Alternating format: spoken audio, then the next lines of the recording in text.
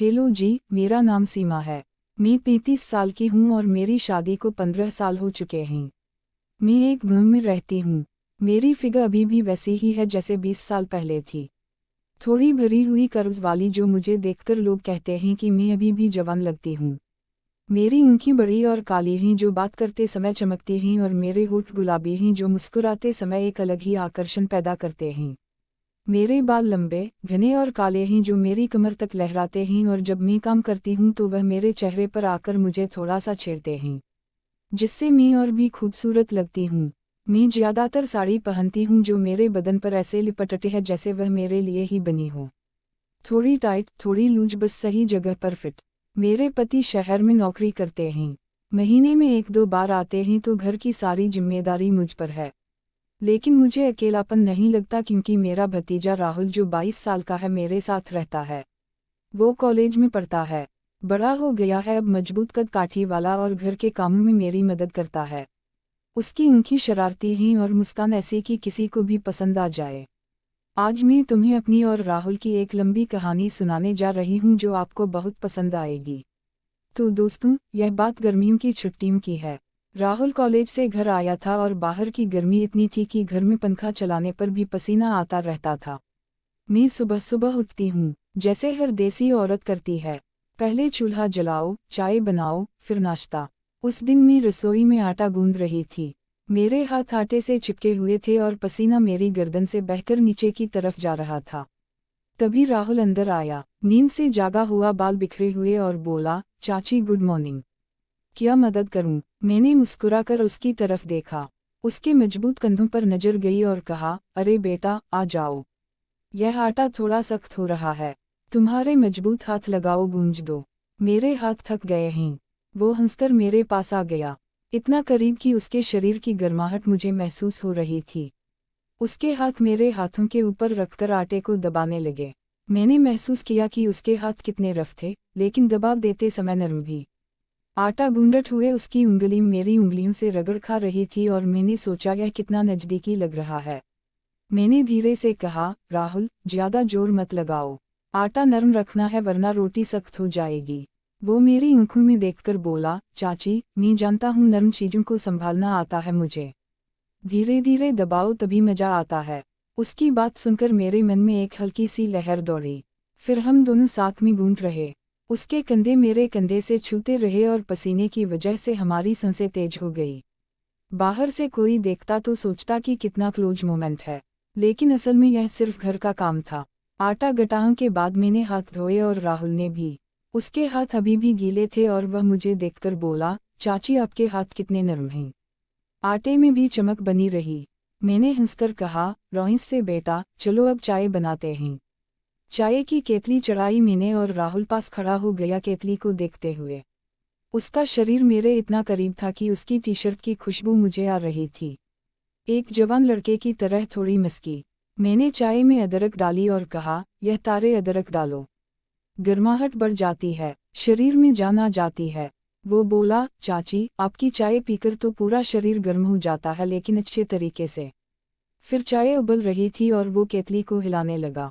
उसका हाथ मेरे हाथ से टकराया और मैंने कहा, सावधान, गर्म है, जल जाएगा। वो हंसकर बोला, चाची, आप पास हो तो जलने का डर नहीं, आप ठंडक देती हो। हम दोनों ने चाय ली और टेबल पर बैठ गए। मैंने उसकी प्लेट में पराठा रखा गरम गरम और कहा, खा लो, ठंडा हो जाएगा तो स्वाद नहीं आएगा। गरम चीजें गरम ही अच्छी लगती हैं। वो बोला, चाची, आप सही कह रही हो, गर्म चीजें छूने में मजा आता है। खाते समय वो कॉलेज की बातें सुना रहा था कि वहाँ की लड़कियां कैसे फैशन करती हैं, कैसे बात करती हैं। मैं सुनती रही और कहा, राहुल, तुम्हें कोई पसंद आई? वो सामका बोला, चाची, आप जैसी कोई नहीं, आपकी केयर, आपकी मुस्कान सब यूनिक है। उसकी आंखें मेरे चेहरे पर टिकी थी और मैंने सोचा, कहीं यह कुछ और तो नहीं सोच रहा। लेकिन बात खत्म हुई और हम उठे। नाश्ता करने के बाद वो बोला, चाची, आज दिन भर क्या करें? मैंने कहा, घर की सफाई और फिर देखते हैं। फिर दोपहर तक हम रसोई से निकले नहीं। मैं लंच बनाने लगी, सब्जी काट रही थी। राहुल आया और बोला, चाची, मैं कटम। मैंने चाकू दिया और वो काटने लगा। उसके हाथ तेज चल रहे थे और मैंने कहा धीरे से, राहुल, सब्जी नरम है, ज्यादा काटोगे तो मसल जाएगी। वो बोला चाची मैं जानता हूँ कैसे हैंडल करना, नरम चीज़ों को जेंटली रखो। हम दोनों साथ में काटते रहे। उसके घुटने मेरे घुटनों से छूते रहे क्योंकि रसोई छोटी थी, पसीना बह रहा था और मैंने अपना पल्लू सरकाया ताकि ठंडक लगे। राहुल की नज़र वहाँ गई लेकिन जल्दी हट गई। मैंने सोचा लड़का बड़ा हो रहा है, शायद थॉट्स आते हैं, लेकिन कुछ नहीं कहा। लंच बनने के बाद हम खाए और बातें की। वो बोला चाची आपका खाना खाकर शरीर में एनर्जी आ जाती है। मैंने कहा हाँ, अच्छा खाना सब कुछ अच्छा बनाता है। फिर हमने दोपहर में थोड़ा आराम किया हमने, लेकिन गर्मी से नींद नहीं आ रही थी। मैं बिस्तर पर लेटी थी और राहुल आया। चाची क्या मैं आपके पैर दबा दूं? थक गई होंगी। मैंने कहा नहीं बेटा, लेकिन अगर मन है तो। वो बैठ गया और मेरे पैर दबाने लगा। उसके हाथ मेरे पैरों पर थे, धीरे धीरे दबाव दे रहे थे। मैंने आंखें बंद कर ली और महसूस किया कि उसके हाथ ऊपर की तरफ सरक रहे हैं, लेकिन बस घुटनों तक। मैंने कहा बस इतना काफ़ी है राहुल, अच्छा लग रहा है। वो बोला चाची आपके पैर कितने सॉफ्ट हैं, दबाने में मज़ा आ रहा है। मैंने कहा हाँ मुझे भी अच्छा लग रहा है। वो मुझे बेटे की तरह ट्रीट कर रहा था। फिर आराम करने के बाद हम उठे और मैंने कहा चलो घर की अलमारी साफ करें, ऊपर का सामान निकालो। वो स्टूल पर चढ़ गया और मैं नीचे खड़ी थी। वो सामान नीचे देता और कभी उसका पैर मेरे कंधे से छू जाता। मैंने कहा राहुल संभल कर गिरो तो मैं पकड़ लूंगी।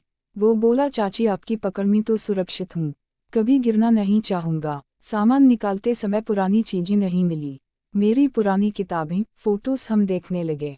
एक फोटो में मैं जवानी में थी और राहुल बोला चाची आप तो अब भी वैसे ही हो, कोई बदलाव नहीं। मैंने कहा समय बदलता है लेकिन दिल वही रहता है। वो मेरे करीब बैठ गया और फोटो पलटते समय उसके हाथ मेरे हाथ से रगड़ खाते रहे। शाम हो गई इस काम में और हम थक गए। मैंने कहा चलो अब चाय पीते हैं। चाय पीते समय वो बोला चाची आज का दिन आपके साथ कितना अच्छा गुजरा। मैंने मुस्कुराकर कहा हम रिश्ते ऐसे ही बनते हैं करीब से। फिर रात को डिनर बनाया मैंने, दाल रोटी सिंपल देसी। खाते समय राहुल बोला चाची आपकी दाल में वह मसाला क्या है जो इतनी टेस्टी बनाती है? मैंने कहा सीक्रेट है लेकिन बताती हूँ, थोड़ा सा प्यार डालो। वो हंसकर बोला चाची आपका प्यार तो हर चीज में है। डिनर के बाद हम छत पर गए। घुम की रात शांत थी, हवा चल रही थी। राहुल मेरे पास बैठ गया और बोला चाची सितारे कितने चमक रहे हैं, आप भी चमकती हो। मैंने कहा राहुल बातें मत करो ऐसी, लेकिन वो बोला चाची सच है मुझे आपसे बात करना अच्छा लगता है। हम बातें करते रहे उसके सपनों की, मेरी जिंदगी की। फिर रात हो गई और हम सोने चले गए।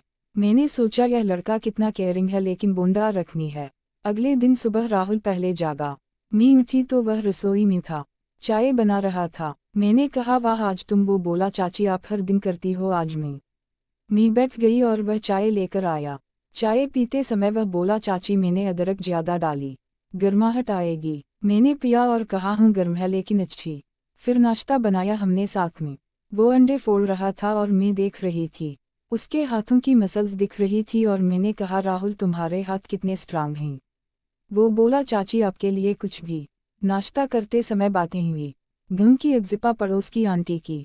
वो बोला चाची आप तो सबकी फेवरेट हो। मैंने कहा क्यों? वो बोला आपकी मुस्कान से। फिर दोपहर में मैंने सोचा कुछ नया करें। घर में पुराने लेटर्स थे। मैंने कहा जा शीशी राहुल चलो यह लेटर्स अरेंज करें। वो बॉक्स खोला और लेटर्स पढ़ने लगे। एक लेटर में मेरे पति का था, जवानी का। राहुल बोला चाची अंकल कितना हैंडसम थे। मैंने कहा हाँ लेकिन अब समय बदल गया। वो मेरे करीब सरक गया और बोला चाची अगर मैं लेटर लिखाऊं तो? मैंने हंसकर कहा किसके लिए? वो बोला आपके लिए, थैंक्स के लिए।